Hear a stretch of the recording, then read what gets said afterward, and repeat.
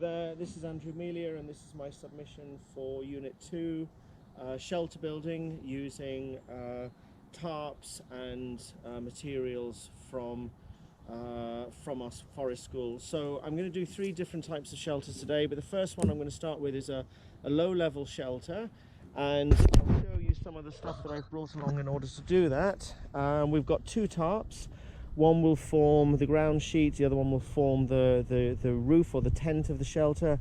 And I've got a climbing rope, I've got some pegs and stakes here and some various other equipment. And I'm going to be building the shelter here.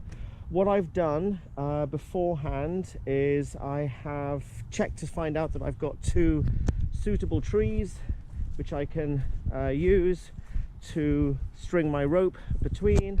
I've had a look at the floor, and there are no serious or endangering pieces of wood, rocks or anything like this.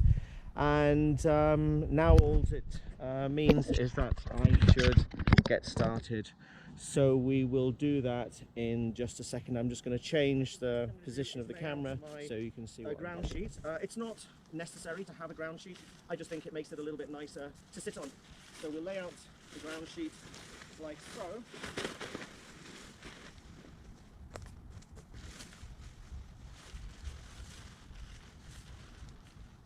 And what I'm going to do once it's laid out nicely, I'm going to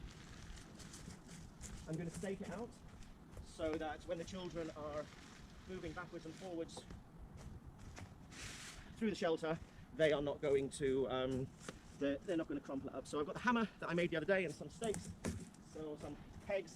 So I'll just hammer these in now. There we go. We haven't had any rain for for I think about 10 days, so the ground is a little bit hard, so it's a good job I've got a sturdy hammer.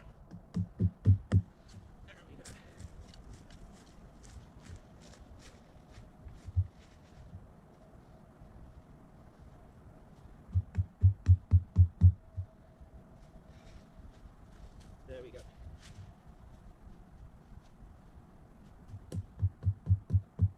Good. So now we've got our ground sheet. We can tie our rope off between these 2 trees, and then we can put the canopy over the top. So I'm just going to switch you off just for a second, and then I'll be back. Hitch knots. And what I'm going to do now is I'm going to thread this top tarpaulin, the loops, through this rope here, and then tie the rope up using a timber hitch over here. So I will put you back up here. There we go. And get that off.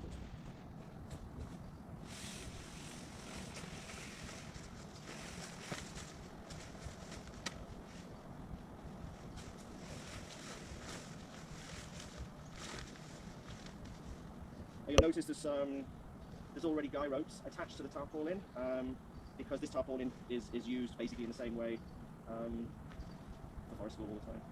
So let me just get through. Next 2.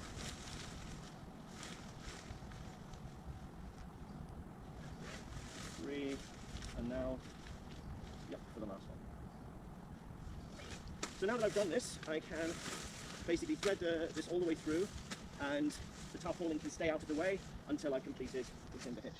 So we pass the rope around the tree like this, get some good tension, get it to the height that I want, create my loop, create my tension, and then pass the rope around a minimum of 3 times. I like to make the rope as tight as I possibly can, because during the course of the day it will become loose. So there we go. So now I can open up my roof section here. So I just wanted to straighten this out a little bit before continuing. And also what I've done,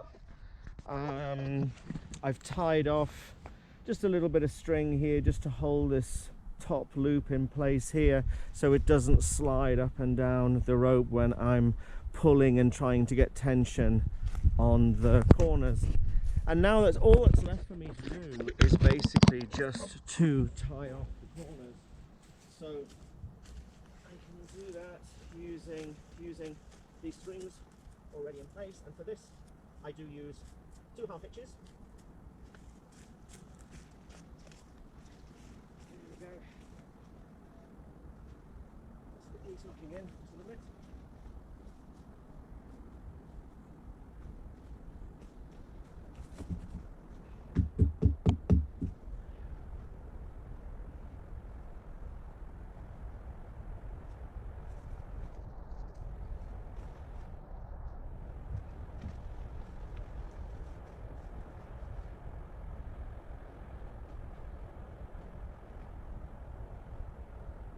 Right, in this corner, and now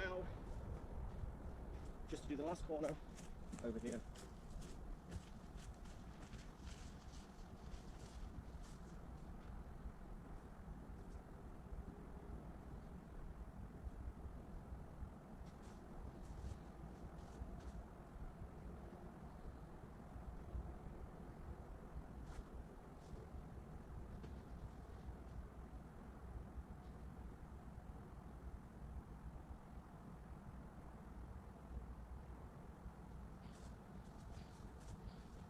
Right, so there we are. Yes, this is our low-hanging shelter. You can see through here, there's probably space for about 10 children in there. And as I said earlier, the reason that this is quite good is that if it rains, the children can sit under here, and we would have one like this, usually here, and then further over there would be another high-standing shelter, which the children can literally stand underneath if we do get rain. And yeah, so it's good, and the kids enjoy playing in here, even when it's not raining. They can keep their bags in here and stuff like that. It's brilliant. Okay, so that's shelter. I've done a bit of prep because I had to stand on this log to get the knot done high enough up the tree, which is not something that you want to see me balancing on a log. But so I've tied this end up first, and we're gonna just basically pull out the tarpaulin, peg it into the ground to complete what, I don't know if this shelter has an official name, but we call it a butterfly shelter. So we're going to complete the butterfly shelter, but it's very simple. You simply tie it up as high as you possibly can, and then you just peg the 3 other corners to the floor. So I'll get started with that. It's always best to start. It's always best to start at the back end here. So I'll just tie this off.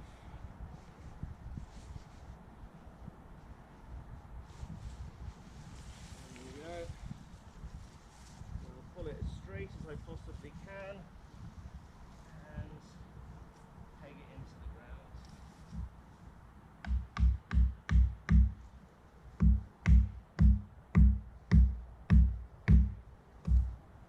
All of the tension will be on this back section here, so it's good to get a bigger stake and to put it in here.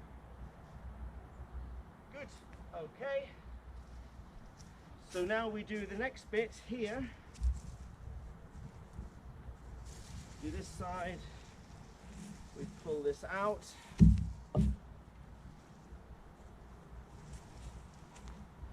What I'll do is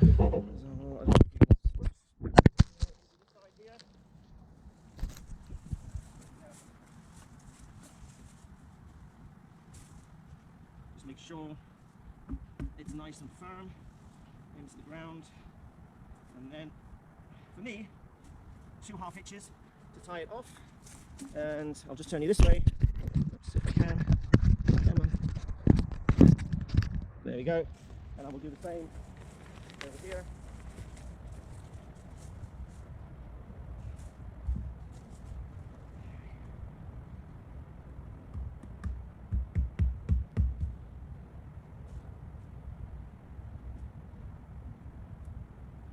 There we go. And so now what we've got is a pretty decent shelter. It's not particularly good if it's raining, in my personal opinion, but it is quite good for keeping the wind and draft off children, especially if you peg it right down to the floor. And we will sometimes do that if a group of children want to sit in here, where we make a little bit of a cozy corner for them, and they can do artworks in here, or things like this, or they can just sit and be peaceful. So yes, that's shelter number 2. I've done a fair bit of prep. I've tied the rope, ridgeline rope, between the 2 trees, and just drape the tarp over it to get ourselves started. This is going to be a version of a square arch shelter. This is really good actually, because just from one tarp you basically get something for the kids to sit on. You also give them a little bit of shelter, and it can act as a windbreak. It can also act as a sun break as well. You know, during the summer it can get quite warm here, so the kids do need a little bit of shelter from the sun. So once you've done your rope, you drape the tarp over the rope like this, with about 1/3 of the tarp hanging over the side and 2/3 forming the back section and the floor section. And once you've done that, then you peg down the back section of the floor here. So I've got my pegs here. For this you'll probably need 6 pegs. So by doing this we kind of stabilize the shape of the tarp. I'll just pop this in here. Right, so we stabilize the back of the tarp, and it will tend more now to keep its shape. So once we've done that, we move round to the front. So I'll take 2 more pegs to the front here, and I will peg in the floor of the tarp like this. There we go. Good. Okay, now we get to the bit that if any part of this is tricky, this is the tricky bit, because we need to create our box like this. So for that, I'm going to need another peg, which I've got here. There we go. And you can, if you want to, you can get a stick or a hiking pole and position it like this under here, kind of like as a downward support like this. Or if you want, you can just peg it straight down like this, which I will do, as I don't have any tent poles with me. And we just tie this off like this. Now, we're very cleverly saying you need 6 tent pegs, and I've only brought 5 with me, so let's find another one. Oh, this'll do. Yeah, this'll do. So we then take this out and put the peg into the ground.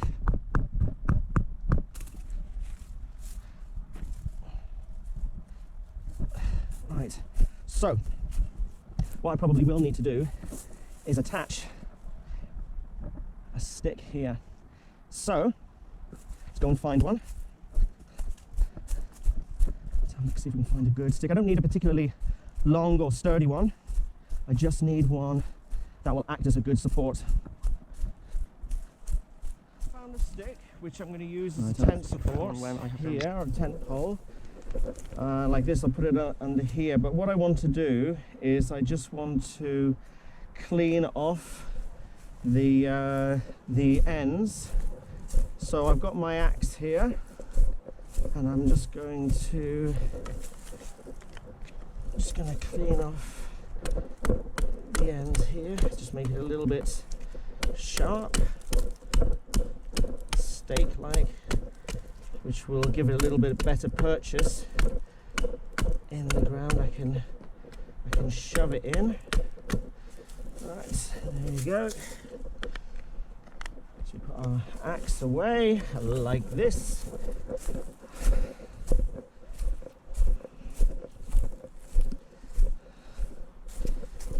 Right, so I can dig that in and put this, take my glove off here. Now if I just leave this, it will just sag. So I've got a piece of string here in my pocket.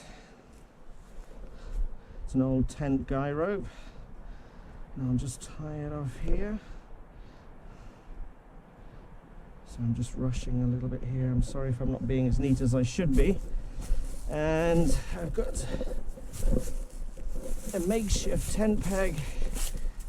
And I'll put the tent peg in the ground.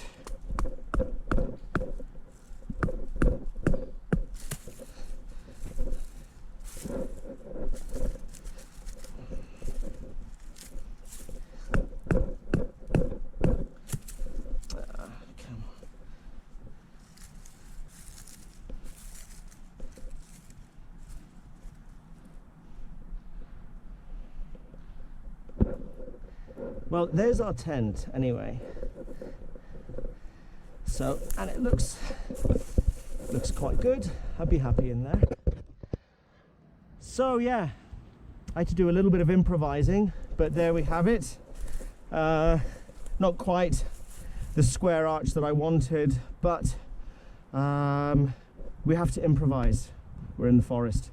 So yes, so this is my third shelter, and as I said, it's great.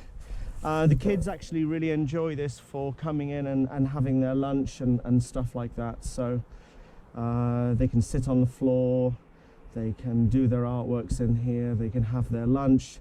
And because it's kind of like faced away from the forest school proper, this area here, and looking out into the forest there, it gives them a little bit of a privacy. We sometimes call this area, or the shelter that's built here, whichever form it takes, we sometimes call it the hide. So the kids can hide here and they can look out for wildlife and stuff like that. Anyway, I'm rambling. So that's the third shelter. Thank you very much.